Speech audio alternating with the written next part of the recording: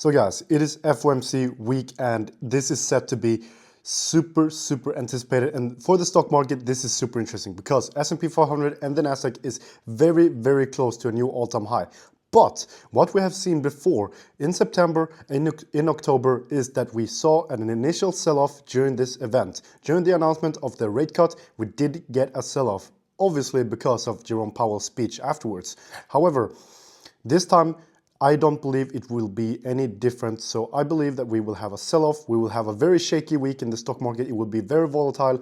People will be selling, people will be buying, and people will basically do things without even knowing what they're doing. So if you want to know exactly how to manage this week, join the free Discord. Link is in my bio. I will be sharing everything there. And also, for the last two rate cuts, it has been selling off. As I said, you have to, and the moral of the story is that you have to look to history. You have to look at previous data. It is right now 89.6% chance and probability for another rate cut, 25 basis points. And also you have to think long term because next year is set to be 2 more rate cuts.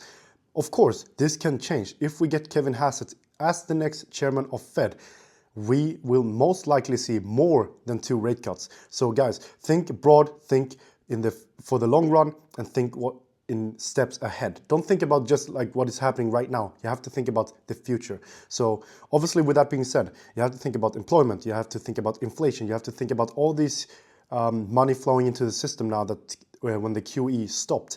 Obviously, it's not until QT stopped, it's not until the QE starts we'll have a bigger push in the stock market. So guys, again, join the free Discord. Link is in my bio. There's over 600 members right now, and I've grown this community from 0 to above 600 people in just 8 weeks. So guys, hit that follow and join the free Discord. See you later.